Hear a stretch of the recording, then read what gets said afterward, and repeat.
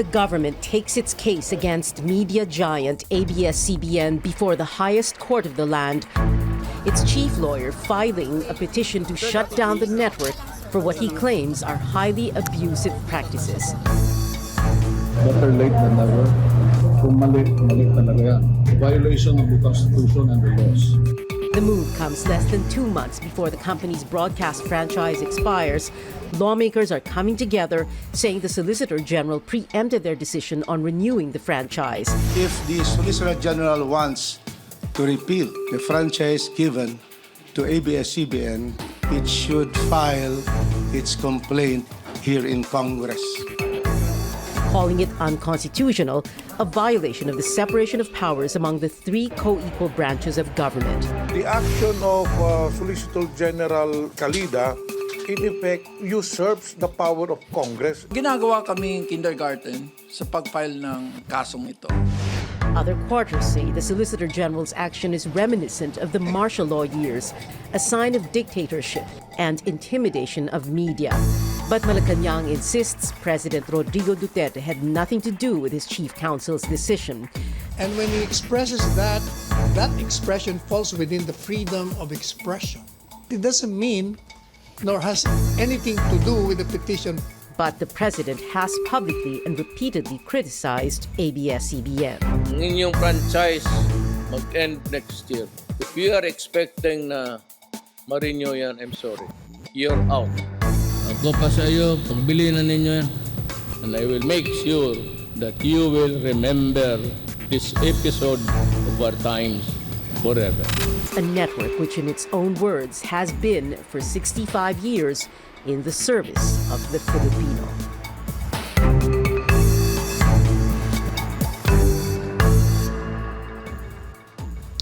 A network in limbo, the Lopez-owned ABS-CBN still waiting for the House of Representatives to take up its application to renew the network's franchise. Now the Senate is already one step ahead. It's already scheduled a hearing on the media giant's franchise. Welcome to a CNN Philippines special presentation.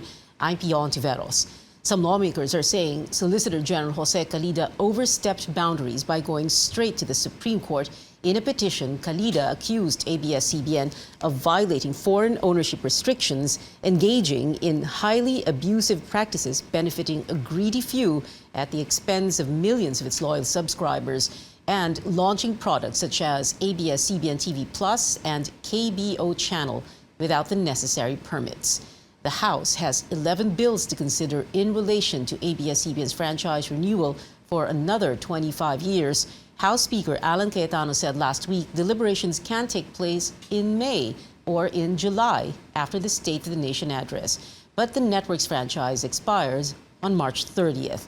Senate and House leaders are saying ABS-CBN can still operate with an expired franchise if the National Telecommunications Commission gives the network a provisional permit.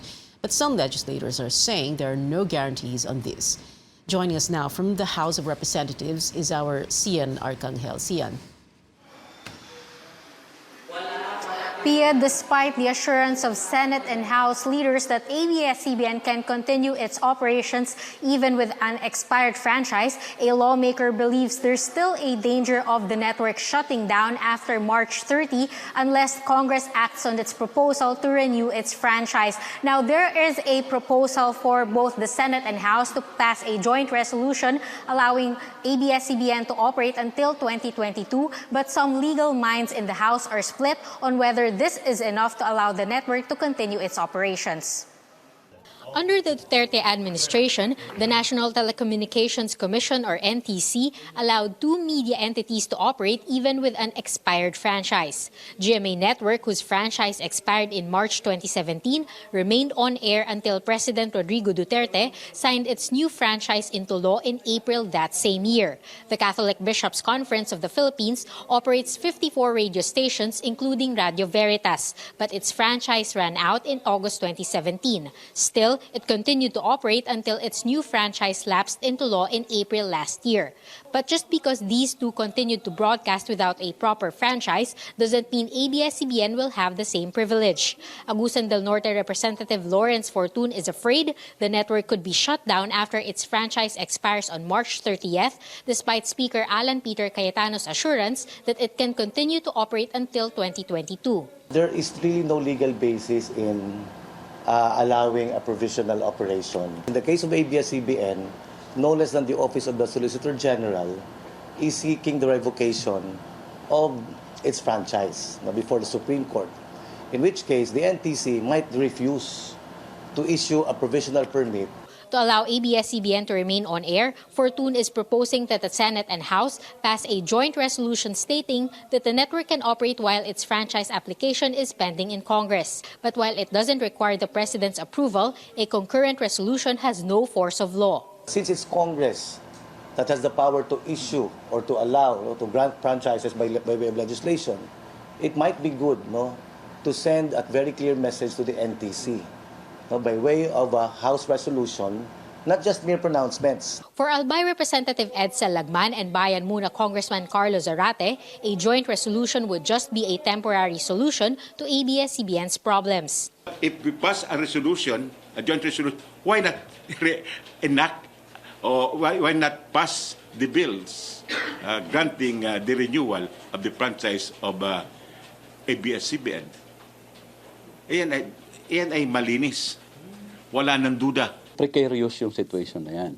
Cayetano is not keen on scheduling a hearing on ABS-CBN's franchise renewal anytime soon when emotions are running high on the issue. Kung tayo mag-hearing ngayon, alam mo, sasabihin ko sa inyo kung ano mangyayari, it will suck all the energy of the 18th Congress. Halos lahat ng miyembro mag-a-attend.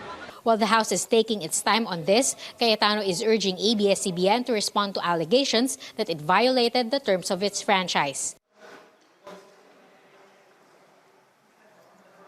Earlier today, Albay Representative Edsel Lagman sent a letter to House Speaker Alan Peter Cayetano asking if the House could hold sessions on Thursdays between February 17 and March 12, when normally the House only holds sessions between Monday and Wednesday. Since there are only 9 session days left before Congress goes on break, Lagman says the additional session days will give the House enough time to tackle important bills, including the renewal of ABS-CBN's franchise. However, there's still no word from Speaker Cayetano if he will agree to Lagman's proposal. Congress will go on break on March 12. Pia? Cian, any word there of any reaction to this development that the Senate has already scheduled a hearing, well, ahead of the House of Representatives? Yeah, there's still no word here at the House of Representatives as to the lawmakers' reaction that the Senate actually pushed through with Senator Grace Poe's proposal to hold a hearing on the alleged violations of ABS-CBN of its franchise. However, last week we already asked them about Senator Poe's proposal, and they said that the hearing that the Senate will have will not influence in any way their decision on when the franchise hearings on ABS-CBN's franchise renewal bid will take place. CNN Art Angel there reporting from the House of Representatives. So CNN Philippines spoke to House Deputy Speaker Johnny Pimentel. He said the Solicitor General's move was a dangerous precedent for other companies. The right procedure is that if the OSG has any objection to the renewal of the franchise, he should have brought it up to the committee, to Congress. And it will be up to Congress to decide, because if OSG will succeed, what will prevent the OSG from entertaining again filing a co-warrant to other corporations? And as we were saying earlier, over at the Senate, Majority Leader Mig Zubiri saying they will hold a hearing on the network's franchise next Thursday, February 27. Now, we're joined tonight by former Senator Kit Tatad, who was Minister of Public Information when the late former President Ferdinand Marcos declared martial law in 1972. Also, Congressman Jericho Nograles is with us. He is a member of the House Committee on Legislative Franchises and the author of one of these 11 franchise bills, and a regular on CNN Philippines political analyst Dindo Manhit. Joining us also later in the show via Viber video call, the Dean of the De La Salle University College of Law in Manila, Attorney Jose Manuel Chel Diokno. Attorney Diokno ran with the opposition for the Senate last year, but lost. Gentlemen, thank you very much for being with us tonight. Senator Tatan, Congressman Nograles, and Dindo Manhit. Thank you for agreeing to come on the show to talk about this. Well, let's get one thing straight. Now, without a franchise, ABS-CBN must cease to operate, correct? Cannot. Cannot operate at all. No ifs, no buts, no questions. That's our understanding of it. Yes, That's the way, right. That is a strict understanding of it, but there is a precedent with the Radio Veritas, which, as earlier reported, the franchise expired in April 2017, yet they continued to operate even without an NTC provisional authority. So the NTC did not do anything. Congress continued to The NTC did not do anything, didn't do its job, in other words. Well, they didn't do anything. They didn't go for a provisional authority, and they did not cancel the certificate of public convenience that they've previously issued. Yeah. And just to add a little depth to the discussion, Congressman Lagman is correct. It would be very difficult for the NTC to even consider giving a provisional authority if there is no franchise, because the process of applying before the NTC requires that there is a valid congressional franchise. Right. The only reason why the NTC will give you that authority is because Congress gave it a franchise. Exactly. Right? It does, para bang pinagpapalit. Yeah. Ang sitwasyon kasi natin ngayon is it's really limbo. Tama yan. Uncertain times, and we are in limbo. Congress is in limbo. ABS-CBN is in limbo on this matter, and there are many questions about it. Strictly speaking, the good senator is correct, the good professor is correct. When it comes to having an expired franchise, strictly speaking, you cannot operate. However, there is a precedent.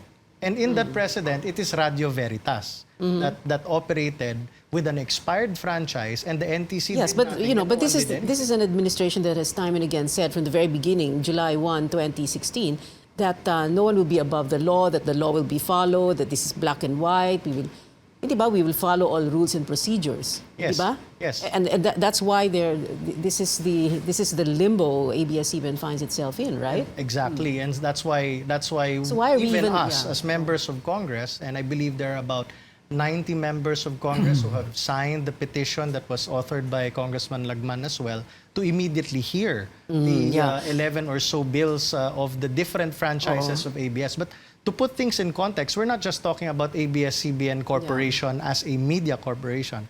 We're also talking about the franchise of Sky Cable. Right. We're also talking about the franchise of what was formerly known as Bayantel Mobile Landline, or ABS-CBN Mobile. So these are three different franchises encompassed with 11 different bills pending before the House of Representatives. And to give a little more perspective on the matter, these same bills or these same franchises have been filed for renewal in the previous Congress. Right, so even on the 17th Congress, and until now, refiled under the 18th Congress, it is still awaiting its fate with the committees. Okay, well, very briefly, just to read a part of ABS-CBN's statement on, that was released on February 10, after the Solicitor General filed a petition against the network before the Supreme Court. Quote, "We reiterate that everything we do is in accordance with the law. We did not violate the law. This case appears to be an attempt to deprive Filipinos of the services of ABS-CBN." So going back to the discussion, if itong announcement na, pwede naman magbigay ng provisional authority ng NTCs, like we were saying earlier, strictly speaking, hindi naman talaga dapat, right? So ano siya, parang pampalubag loob? Is it like, someone even said, paano kung sabihin ng NTC na, bigyan kaya kita ng cease and desist order? Entirely possible. Hindi ba? Senator Kiel, I think Congressman Lagman is correct. No?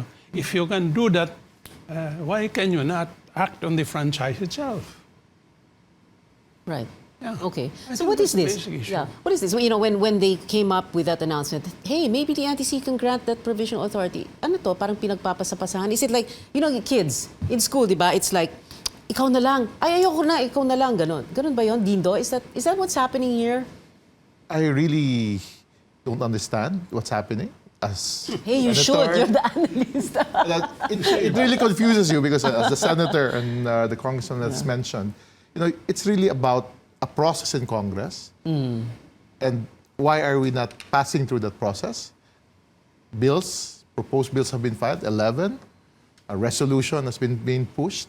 So the idea is, why can't we really move forward? Is there really a problem with ABS-CBN in its service? Because that's the whole idea of debate. It reminds me of a data that I came across December, Pulse Asia, not publicly known, surveys media credibility. 76% of Filipinos find ABS-CBN credible. 20% This was a survey that was not... done last December. Oh, yeah? Okay. 20% is undecided. I think the continuous attack. And just 4 doesn't find it credible. Then you look at a 2019 report that the third most downloaded website is ABS-CBN News. So it shows the importance or the role that this TV network plays. What were the first and second? Google and YouTube. Google, YouTube, ABS-CBN. Facebook comes after ABS-CBN. So it shows that there is a following, they have respect. So when you hear all these questions about there's a problem with ABS-CBN, we should not renew, or some are saying we should not renew its franchise, and let it be an open discussion. We live in a democratic society. We are ruled by law, and in our case, it's dictated that this power is given to Congress to debate, to discuss. So why have we not gone into that process? Strong statements really came from members of the Senate when they said, if it's brought here, we are surely to pass it. When you hear that, so something is getting stuck somewhere. The question is why? Yeah, so why? Congressman Nograles, in one sentence, why? This all boils down to the leadership, right? of the House that boils down to the leadership of the House of Representatives on whether we will have it heard or not. I think Speaker Cayetano said it in the earlier report that he doesn't want to bog down the House of Representatives. But oddly enough, 90 congressmen are ready to be to hear it. Wait, hold that thought. We need to bog down this discussion for just a bit. We need to take a very quick break. You're watching a CNN Philippines special presentation, Uncertain Times for the Network Giant. So what happens after March 30th when ABS-CBN's franchise to use the airwaves comes to an end? We look into what some senators are saying. We'll be back after a short break. Stay with us.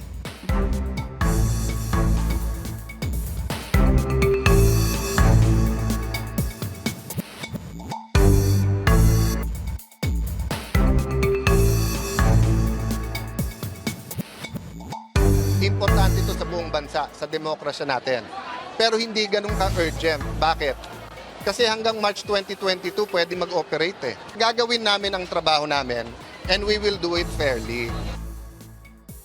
Uncertain times for ABS-CBN with the renewal of its franchise hanging in the balance. Senate Majority Leader Mig Zubiri saying the Senate has set a hearing on that network's franchise next Thursday, February 27. Earlier, Senator Grace Poe said the Public Services Committee can begin hearings on the franchise renewal of the network even before the House does. But in the case of the Senate, I think we should be able to exercise our mandate. Otherwise, we are not fulfilling our responsibility. Senator Frank Drilon has a different solution. Today, he filed a joint resolution to extend the network's franchise until the end of 2022.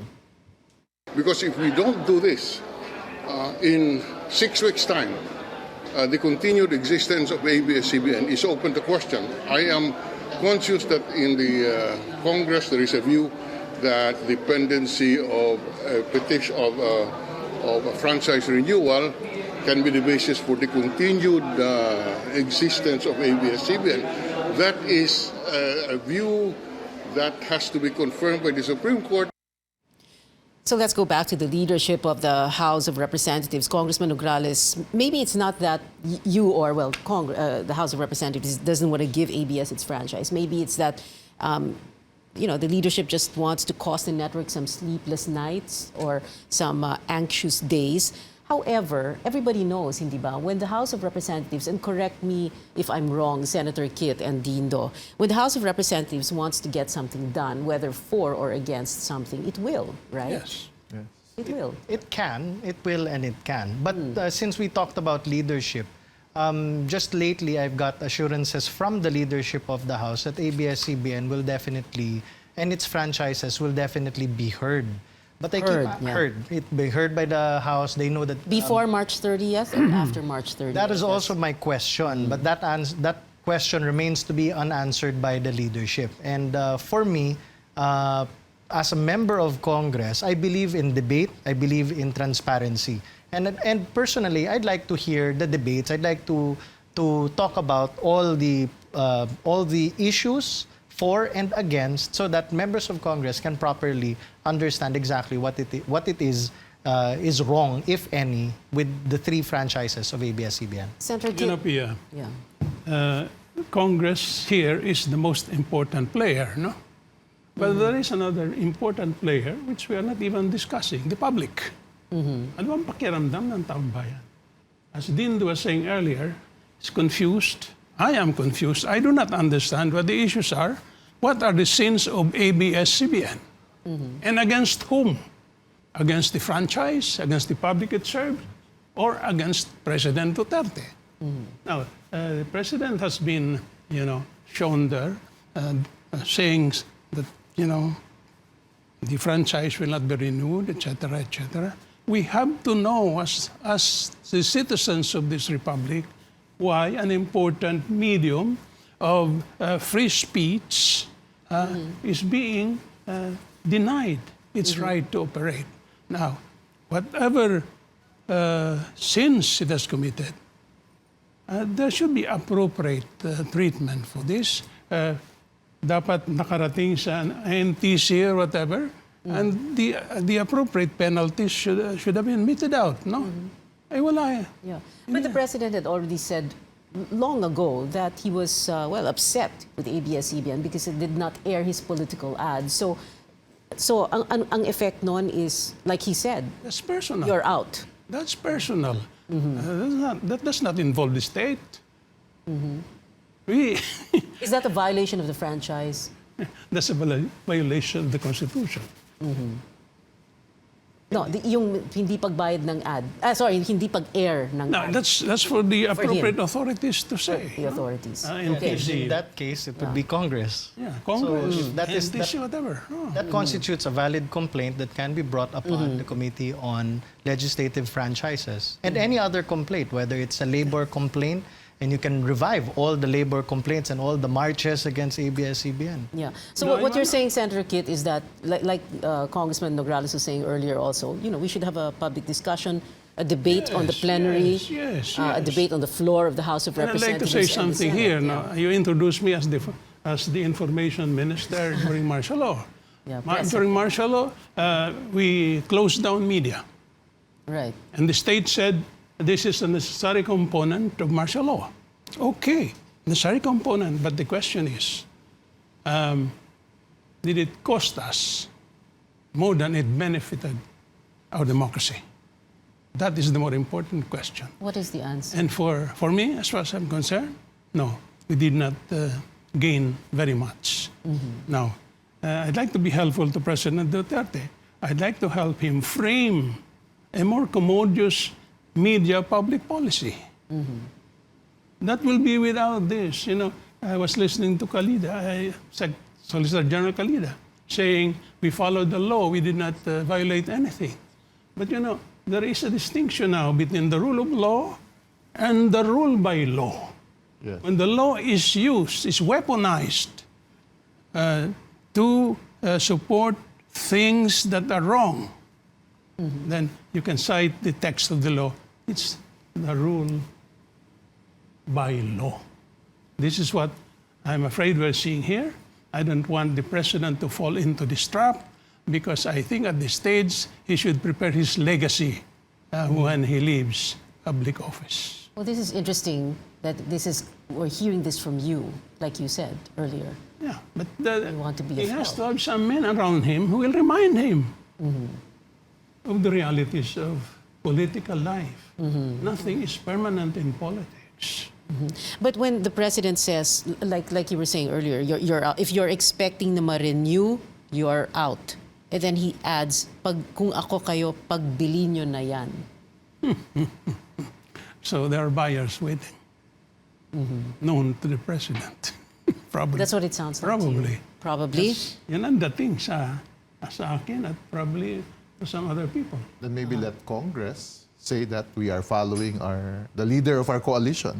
But stop. Yeah. I mean, then make a strong stand on this. We're following the wishes of the president. But if there's none, let Congress be independent. We're following the wishes of the president. But like for example, Tony Pet Albano saying, hindi, walang kinalaman si presidente dito. Si Soljan Calida, walang kinalaman si presidente dito. Let Congress exercise its independent role as the legislative body of the Philippine Republic. Yeah, but Congressman Nograles, the president doesn't necessarily have to say anything to you directly. All he has to do is make a public pronouncement, right? And you guys get the message. Well, let's be fair to President Duterte. President Duterte, while he has many times spoke against ABS-CBN, he has also many times said that he will leave it to Congress. And to be fair to the president. So there is that independence. And I myself, as a legislator, I believe in the independence of Congress. But what I'm waiting for, anxiously like the rest of the nation, is kailan ba natin pakinggan to? Okay, kanina binanggit na ni Senator Kitata the public. They're an important component here. So this is a much talked about topic on social media. This ABS-CBN franchise renewal issue. Harding Mark, for example, posting on Facebook that he is against the shutdown. He questions, quote, why is our executive so eager to close the network instead of attending to the problems of the existence of POGOs? Another similar comment from a Kevin Ona. He says, while he is a rival networks fan, he is against the shutdown. He adds the administration is, quote, attacking the media giant for a petty reason. And a differing opinion from Lou Carm. She is in favor of the shutdown, and she says not all big fishes are in the drug trade. Some quick reactions, Dindo. You have this look on your face. No, I'm quite confused what big fishes. Because as I've said, if there's really a complaint on any business who has a franchise, then let it be out in the public, be transparent, as Congressman Nograles mentioned, and let there be debates and discussions about it, and ask ABS-CBN to answer these allegations. But as I've said, as a political scientist, I only follow quantitative data. But when I see 76% of Filipinos find ABS-CBN credible as of December 2019, after nearly 3 years of being attacked by a very popular president, and I see 4% not finding them credible, it tells us that a big percentage of the public sees this TV network. You might be a follower, that's old Kapamilya, Kapuso, but still at the end of the day... And Kapatid. Kapatid, the 3Ks as they call it. Now, but at the end of the day, then you see them as doing its job as a TV network, as a public service network. It has some respect. So let's allow them to really defend themselves if they are really a big fish. Because my fear, it even goes beyond this. You're attacking a company doing its service. And we see some other companies being attacked this past few months also. All right. So you ask yourself, that's why I want to take note of what Secretary Pernia just mentioned this afternoon, the investor confidence angle. It creates a certain, since the title's uncertain times, the uncertainty in terms of the policy environment in the Philippines right now. Okay, uncertain times. It's time now for a very quick break. The most senior government lawyer wanting to shut down ABS-CBN. And Malacañang says the president had no hand in the matter. We'll go live to Malacañang after the break.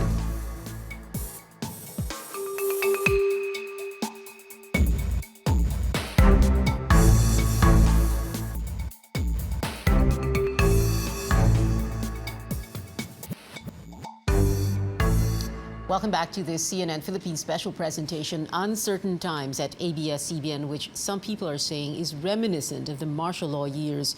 It was on September 22, 1972 that the network was shut down after then President Marcos declared martial law.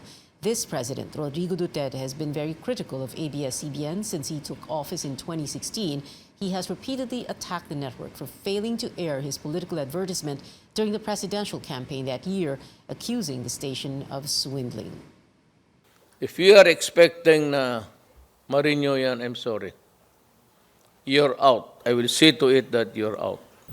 Itong ABS, mag-expire ang contract ninyo, mag-renew kayo, aywan ko lang kung ang mamayari sa inyo.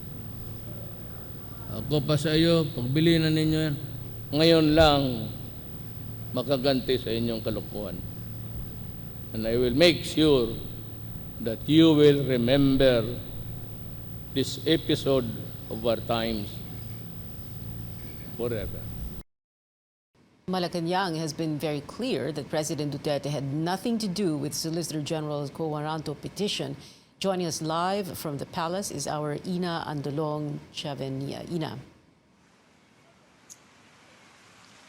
Well, as you mentioned, Malacañang has basically denied any hand in the Solicitor General's petition seeking the revocation of ABS-CBN's franchise. Many people find this hard to believe, considering President Rodrigo Duterte's tirades against the network since he took office. But his spokesman is saying the petition is a move solely by the Solicitor General. Secretary Salvador Panelo saying that Solgen Jose Calida is just doing his job, even adding that if Calida turns a blind eye on the alleged violations of the network, he could be sued. The president has nothing to do with it.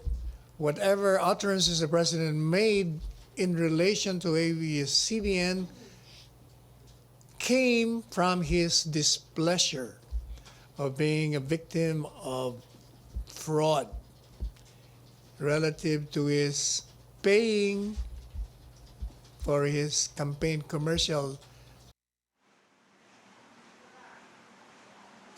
Malacañang also said that there were no discussions between President Duterte and Mr. Calida about the petition filed before the Supreme Court. As for the artists and celebrities calling on the president to reconsider his position on shutting down the TV network as he threatened in the past, the palace is saying they're barking up the wrong tree. Mali yung kanilang pinapakiusapan. Dapat makiusap sila sa Congress na i-renew yung lisensya.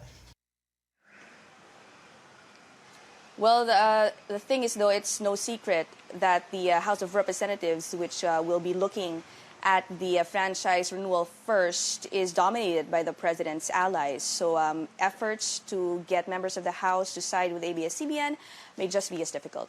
Pia? Well, we do have Congressman Nograles here, who is one of the authors of one of the 11 franchise bills. But also, Tony Pet Alban, for example, was saying, denying that the president had anything to do with this. Lately, has the president said anything? Because, for example, today, the Senate is saying Feb 27 ang hearing nila. Inunahan pa nila yung House of Representatives. Has there been any new pronouncements from the president on this matter? Okay, well, let's start first with what he used to say. We've been playing sound bites of the president from the past. The president has gone as far as saying that he will see to it that the franchise of ABS-CBN will not be renewed, and he often uses his public speeches to attack the network for allegedly swindling him because they didn't air his campaign advertisements in 2016, and the president claims that even after the elections, the network never returned his money. Now, one should also note that since the Solicitor General filed its petition about a week ago, the president has not said anything directly about ABS-CBN's franchise, in large contrast to how we've seen him in the past. He's been actually quiet about his sentiments regarding ABS-CBN. Last week, though, he did talk about press freedom. Well, our Constitution upholds the freedom of the press. The function of broadcast is privilege granted by government. It is imbued with the best interest of the nation and our people. We will not tolerate any abuse of the privilege. Now, although there was no direct mention of ABS-CBN there, it is clear that it's a swipe against the TV network. Pia? Ina Andolong, they're reporting from Malacañang. There are some people who are saying the government's move to shut down ABS-CBN is reminiscent of the martial law years. Joining us on the phone is Attorney Chel Dioknot. Attorney Chel, good evening. Thank you for joining us.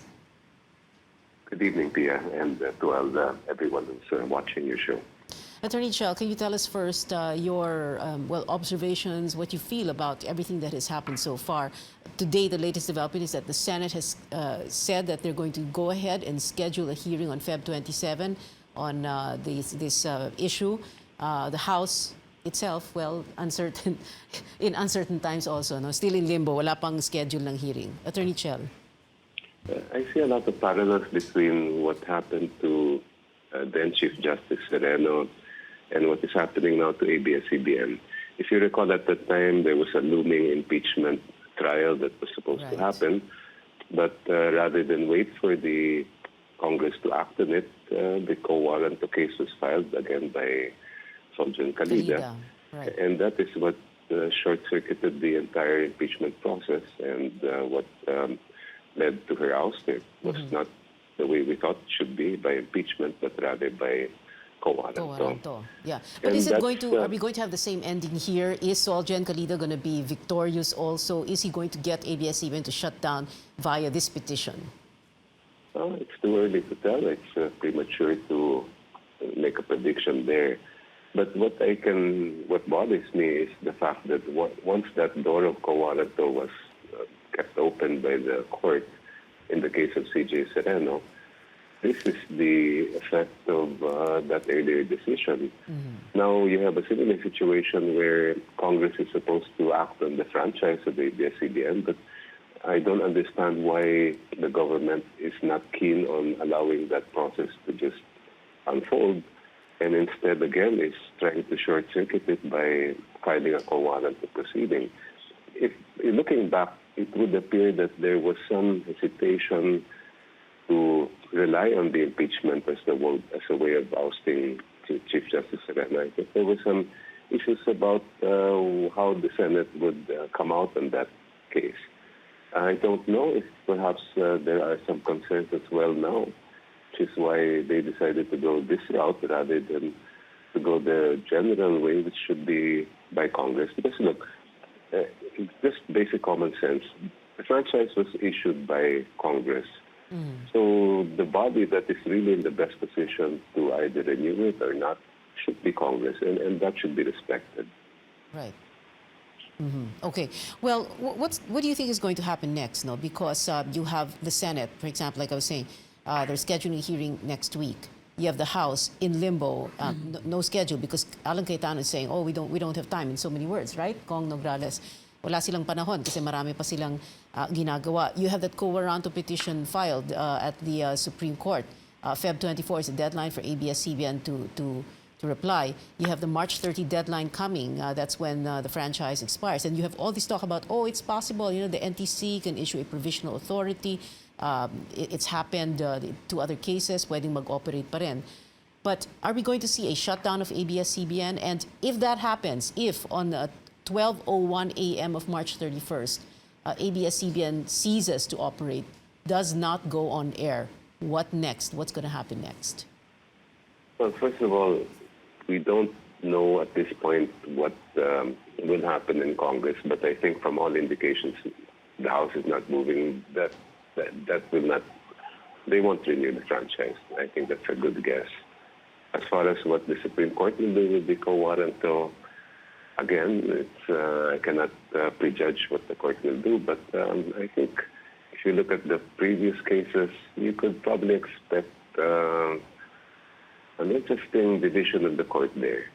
Now, what will happen if ever the ABS does shut down? Well, to me, it will be a big blow to free speech and to freedom of the press here. Because if you look at it, I mean, despite all the denials by Malacañang that this was not precipitated by the statements of the president, I don't think that Soljan Calida would act on his own. I don't think that he would do it unless he knew that it would be consistent with what the president has wanted. And the president has minced no words. He wants ABS out. That's what he said. And what makes me sad is that it's not a principled reason. It's simply because he feels offended by what they did during his campaign. And to me, just like some other politicians have spoken up and said, you know, kahit ako naman hindi ko gusto yung ginagawa ng ABS-CBN sa amin o sa pamilya namin, pero I still believe that they should continue operating. You're referring to Senator Nancy Binay. Yes, because that's part of a democracy. Yeah. Okay. Attorney Chel Diokno, if we get to that point no, on March 30 and there is no action from the House of Representatives, because that's what it looks like right now. No? Hanggang ngayon, wala pang nangyayari doon at yung Senate ngayon maghihiring na. Is that something you would have wanted to see? Would you have wanted to see a full discussion on the floor of the House of Representatives on this franchise bill, renewal of the franchise of ABS-CBN? Definitely a full and transparent discussion, because after all, everyone who sits in Congress is only a representative of the people, and the people deserve to know why the franchise shouldn't be renewed or why it should be renewed, and the people, you know, the people who are in Congress owe something to those who elected them, to have some measure of accountability for what they're doing there. And that is exactly also the point of Senator Kit Tatad, who is here with us tonight. He said the public wants to know also. Attorney Chel Diokno, thank you very much for joining us this evening. Most welcome. Kapamilya supporters showed the network some love on Valentine's Day, saying no to the shutdown of the station. This is a CNN Philippines special presentation. Be right back.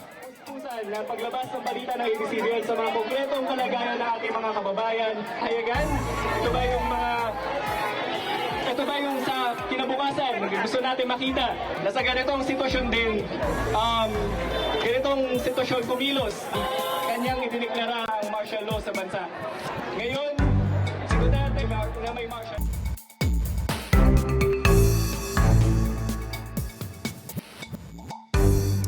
I'm Pio Ontiveros. This is a CNN Philippines special presentation. For 65 years, ABS-CBN says it has been staying true to its mission to be in the service of the Filipino people. Today, it faces an uncertain future. On Valentine's Day, hundreds of people show their love and support for the Kapamilya network. From employees and supporters, they call for the franchise renewal. Others held placards saying no to ABS-CBN shutdown and save ABS-CBN. Our Paulo Barcelon was there at the rally last Friday. He filed this report. That protest action here at the Esguerra Gate, or the Sergeant Esguerra Avenue entrance of the network's headquarters here in Quezon City. They're gathering in support for media freedom and the network's 11,000 plus workforce. We've seen at least 50 people, mostly journalists and media workers, gather here. That program is now starting. We've just heard UP College of Mass Communication Professor Danny Arao, as well as other media organizations expressing their support for the network and its workers. Protesters have also put a wall of messages and support for the network and its employees, as well as they are also making creative ways of introducing this protest, such as a wall that has post-its with hearts on it so that people could express their messages. And we've just been told by some of the organizers here that employees from the network's different divisions, particularly news and current affairs, as well as its employees union, are expected to join the protest. We've seen members of online news organization Rappler, as well as Alter Media, the alternative media networks, openly expressing their support. We've also seen the National Union of Journalists of the Philippines, while other colleagues in the media are also covering this event. We've seen representatives from Al Jazeera and also from ABS-CBN itself. But in terms of support, they're still also getting support, surprisingly, from some of the fans of the love teams that the network is promoting. So that only gives you a sense of who's really invested in this current issue with regards to the ABS-CBN franchise. Paulo Barcelon, CNN Philippines. All right, still here with us in the studio, Senator Kit Tatad, Congressman Jericho Nograles, one of the authors of one of the 11 bills for ABS-CBN's franchise renewal, and Dean Hit. Earlier, Attorney Chel Diokno had joined us. Kanina sabi nga ni Chel Diokno, it would be nice to hear, you know, the discussion, the debate on the House, on the floor of the House of Representatives. But right now, it seems like it's not going to happen. How many session days left? If we count Thursdays, I think we have 15 session days left. 15, 1-5. And that is 15 session days to pass it through the committee, to pass it through the Rules Committee, so the Committee on Legislative Franchises, then the Committee on Rules, and then plenary debates, and then transmittal to Senate after the votation, by the way. Yeah, first, second, and third reading. Well, the second and third reading. The second and third reading. Second and third. Not to mention that you need 3 days after the second reading unless the President says that this is a urgent bill. Okay. So which obviously may not happen. Yeah, so you need that. And then transmittal to the Senate. So in other words, of Grace Po to sapat ba yung 15 days, session days? I think if the President certifies it as urgent, then yes, sapat ang 15 days. But if the President will not certify the bills as urgent, then hindi sapat ang 15 days. But will there be enough time, Senator Kit? Ano po yun, yung 15 session days? To change the leadership of the House? Change the leadership of the House. May nangyayari bang ganyan? Wala naman. Kong Nograles, wala. I think most members of Congress are awaiting the 15-30 term sharing agreement. Okay.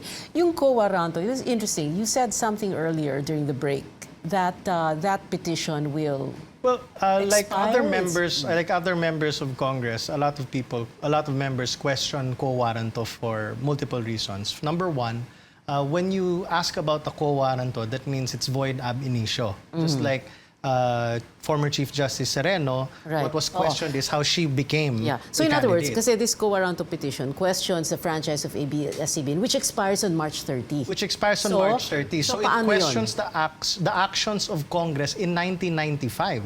So it's not even the actions of the present Congress, but the previous Congress. So what happens to that petition that is pending at the Supreme Court kung if the House of Representatives doesn't act on this, on the franchise bills, and then tumatakbo sa Supreme Court, tapos umabot sa March 30 doon, ano mangyayari? Well, I'd like to respect the Supreme Court's independence. It's sub judice, but some would say that it's entirely possible that the Supreme Court would render it moot and academic because there's no franchise to throw, there's no issue. Because the franchise doesn't exist anymore. Does not exist. Senator Kit, ganun ba yan? Exactly. I think Congressman Nograles is defining the law as it is. Okay, so wala rin, in other words. Well, it's entirely possible, but then, of course, with due respect to the Supreme Court, we have to allow the Supreme Court to do what they have to do. Dindo? Of course, at the end of the day, we go back to this legislative franchise. It should be discussed. There is a reason why it's called a legislative franchise, because it is the legislature. I follow the argument. I'm trying to understand it also. Tama, di ba? Tama ba yung pagkaintindi ko? Joke, no? Let it be a transparent process. But he added a word that I usually add to transparency, which is accountability. So let the people, as Senator Tatad mentioned earlier, let the people understand who will stand up against ABS-CBN and who might say that let's move in the last 15 days, this franchise of ABS-CBN. So there should be a transparent and accountable process within the legislative branch of government, which is independent of the President. So you want to see how each and every member of the House of Representatives will vote on this franchise? It's very interesting to see that. Yeah. And many of them will want to stand up and defend their yes or no vote, right? Yeah. Which is well, it's the job of the congressman to debate, to discuss, to get information, ask questions, and at the same time, vote on the matter before then. No, without any scheduling of any hearings, then we can't do any of those. We can't even consider the complaints of the President because there's no hearing. Like if there would be a hearing, then the complaint of the President when it comes to not airing of the ads, the proper place to discuss it is in Congress. And that, in the committee. And surely there will be probably 100 congressmen who will ask the same question to ABS-CBN, and ABS-CBN can answer that question as far as one of the franchises is concerned. But let me be very clear here. The leadership of the House has constantly assured the members of Congress that they want to hear this, they will hear this, but they're short of saying when will it be heard. Pwede bang mangyari na aprubahan yung franchise ng iba pero yung isa hindi? Hindi, di ba? Hindi pwede. It's lumped into... It's a legislative... It's a buy one, take one. We are a bicameral... Buy one, take all. Legislative structure. I would like to believe, though, that it can be discussed separately. We never know what's separately. going to happen. It can be discussed separately. Okay, but you can't vote on it separately because it's in one bill. No, there are 11 bills Okay. of 3 franchises. Okay. So 3 different franchises. One is for media, one is for No, what I mean is each bill contains the franchises for the 3 entities. No, one bill, one iba-iba. franchise. Okay. So one bill, one franchise. That's Wow. the rule in Congress. Parang pahihirapan yung ABS talaga. This is significant if we look at the time frame. Tell me if the analysis is correct. A little less than 2.5 years before President Duterte steps down. Senator Kit, ganun po ba? I mean, there is that analysis that may hinahabol na mga dapat gawin bago umalis sa poder si Pangulong Yeah, that's Duterte. one way of looking at it, Pia. That's why I'm proposing, Mr. President, patapos na ang turno mo. Why don't we focus on the best things that can be done as your legacy? And I think his party mentioned Congress and elsewhere. Should be able to tell him that. Well, what if he sees this as his legacy to for lack of a better, put ABS-CBN in its place, no? Na, hindi kayo pwede mag-operate. No, but Is that kailangan malinaw nga anong kasalanan ng ABS-CBN, no? This giant network, how much, in what ways has it offended the Filipino people? Okay. Dapat And that is malinaw yan. At magiging malinaw yan in an open discussion in the hearings in Congress. And in Congress. But as Santayana puts it, no? Those who fail to learn the lessons of history are doomed to repeat its mistakes. Martial law, maraming pagkamali. Uulitin ba natin ngayon? Wala namang martial law, ha? Okay? So, as Talleyrand would put it, this is worse than a crime. It is a mistake. This is worse than a crime. It is a mistake. ABS-CBN shares have taken a hit since the president's remarks against the media giant from the beginning of his term in 2016. From its peak of 53 pesos and 40 centavos on July 20, 2016, the stock price of the company has plunged to 17 pesos and 14 centavos on February 14. Just last Friday, ABS-CBN has lost nearly 31 billion pesos in market capitalization during this period. So some final words along from you. Dino, you wanted to say something No, before we go it to reminds final me words? of what we have heard a few weeks back with Manila Water, and the companies that own it, how it has affected also their... Yeah, the honest price. provisions, they were supposed to have a new contract, and then... It tells you really that is this an investment environment that we want? It threatens the existence of companies who are investors in the country, who create jobs, who gives good salaries. These are all known companies who have treated workers, officers in a good way. So why are we putting this type of companies, not only ABS-CBN? Because when I saw that line of yours about market capitalization, it reminds me of the real creator of jobs in the Philippines is the private sector. The social programs that governments are always proud of are paid through taxpayers' money. Majority also comes from the private sector. So we need to keep that balance.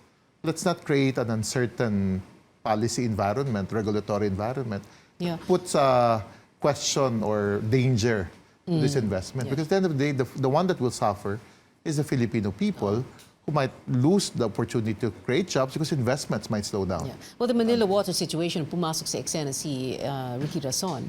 Right? And then the president himself said, kung ako kayo, ipagbili nyo na yan. But it's a partnership, so it's a good opportunity. Somebody comes in. But the uncertainty, so that type of environment, I fear that we don't need that. We want the president to have a legacy that builds investor climate, positive investor climate, that creates jobs, lifts people from poverty, through taxes that they're proud of, the tax reform. But who will pay those taxes? Taxes pala which ABS-CBN say they've paid. But anyway, Yes, that's why. using the word build, for my final question, moving into the final words of this show, let's build a scenario. So let's say the franchise is not granted, and then Soljan Calida wins his case before the Supreme Court. In other words, ABS-CBN will cease to operate, will shut down. What happens on 12:01 a.m. of March 31st? The network goes blank, either blank, colored bars, or black and white, as it did during martial law. What is the feeling that you will have? What are you going to feel? What are you going to think? What are your first thoughts when that will happen? What implications will that have? Let's begin with Dindo Manhit and then Kong Nograles, and let's end with Senator Kit. Dindo. If I see that happening, I would ask myself, what has happened to our country? We are a democracy. We have elected a president who might not like ABS-CBN, but he was elected through a democratic process. So where are we in the Philippine democracy?